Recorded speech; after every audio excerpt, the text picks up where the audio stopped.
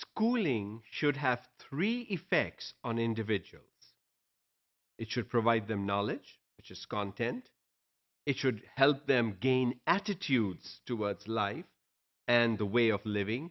And it should provide a means of employment.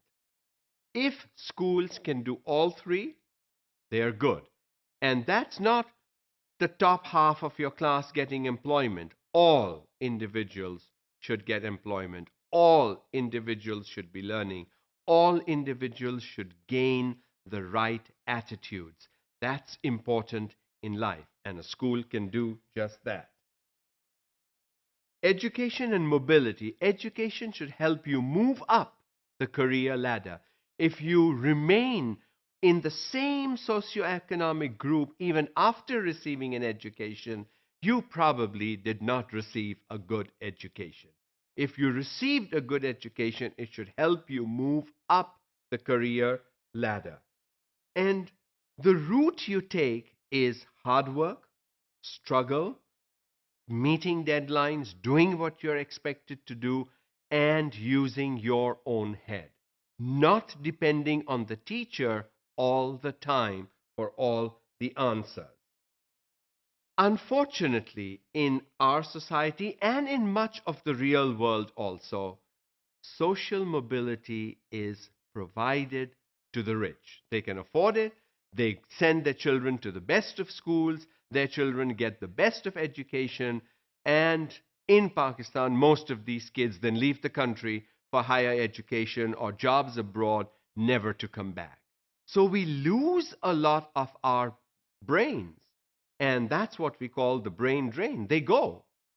But the children that stay back and are actually the future of this country don't even get a good primary education.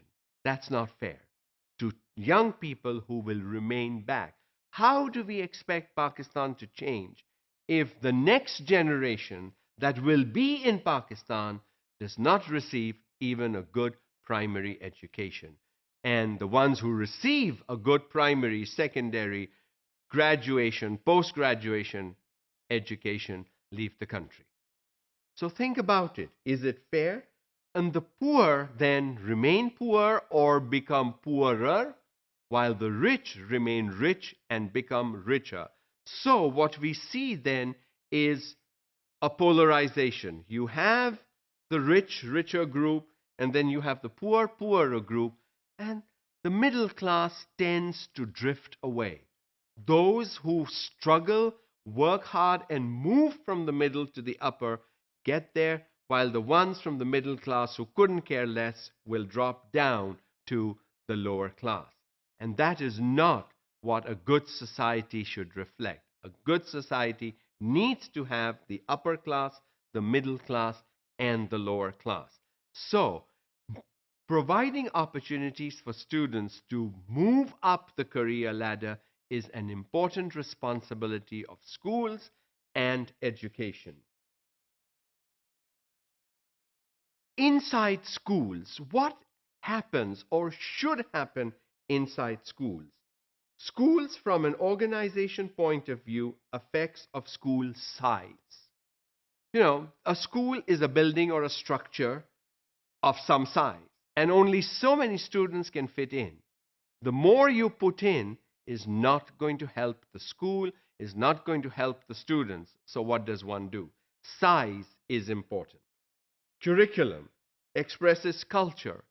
Whose culture? If the only thing people read about is about the affluent class and nobody looks at the middle class or the lower class, then only that culture is being promoted and given to the next generation in schools, which is also not fair. Tracking in public schools, rarely in private schools. What this simply means is that in private schools, you can study what you want. Okay, you want to do medicine or you want to do engineering, computers, humanities, arts, whatever. But in a public school, in a government school, you tend to be tracked. You need to be this, you need to be that, and somebody tells you what you need to do. That should not happen. Young people, whether in government schools or in private schools, should be provided with the opportunity to decide for themselves what they want to do.